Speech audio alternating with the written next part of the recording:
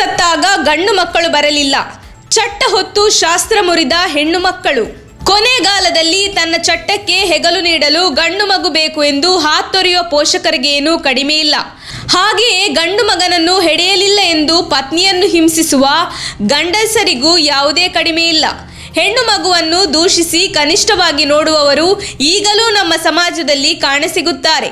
ಆದರೆ ಇಲ್ಲೊಬ್ಬರು ವ್ಯಕ್ತಿಗೆ ಇಬ್ಬರು ಗಂಡು ಮಕ್ಕಳಿದ್ದರೂ ತಾಯಿ ಸತ್ತಾಗ ಒಬ್ಬನೇ ಒಬ್ಬ ಮಗ ಕೂಡ ಬರಲಿಲ್ಲ.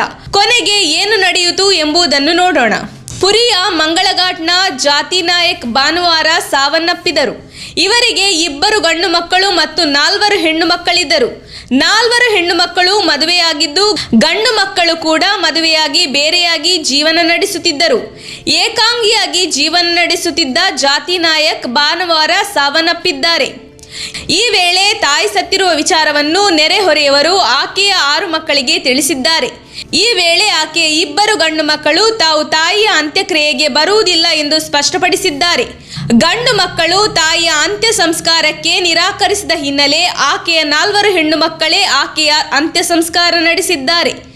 ಹಿಂದಿನಿಂದಲೂ ನಡೆದು ಬಂದ ಶಾಸ್ತ್ರಗಳನ್ನು ಮುರಿದ ಹೆಣ್ಣು ಮಕ್ಕಳು ತಾಯಿಯ ಶವದ ಚಟ್ಟವನ್ನು 4 ಕಿಲೋಮೀಟರ್ ಹೊತ್ತು ಸಾಗಿ ಗಂಡು ಮಕ್ಕಳಿಗಿಂತ ತಾವು ಮಿಗಿಲು ಎಂಬುದನ್ನು ತೋರಿಸಿಕೊಟ್ಟಿದ್ದಾರೆ.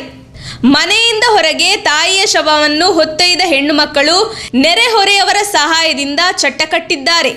ಬಳಿಕ ಆಕೆಯ ಪಾರ್ಥಿವ ಶರೀರದ ಚಟ್ಟವನ್ನು ಹೆಗಲ ಮೇಲೆ ಹೊತ್ತು 4 ಕಿಲೋಮೀಟರ್ ಸಾಗಿ ಸ್ವರ್ಗದಾರ ಸ್ಮಶಾನದಲ್ಲಿ ಅಂತ್ಯಕ್ರಿಯೆ ನಡೆಸಿದ್ದಾರೆ. ನಮ್ಮ ತುಮಕೂರು ಮಾಧ್ಯಮದ ವಿಶೇಷ ಸುದ್ದಿಗಳನ್ನು ನಿರಂತರವಾಗಿ ಪಡೆದುಕೊಳ್ಳಲು ಚಾನೆಲ್ ಅನ್ನು ಸಬ್ಸ್ಕ್ರೈಬ್ ಮಾಡಿ. ಕ್ಷಣ ಕ್ಷಣದ ಸುದ್ದಿಗಳಿಗಾಗಿ www.nammathumakuru.com ಗೆ ಭೇಟಿ ನೀಡಿ.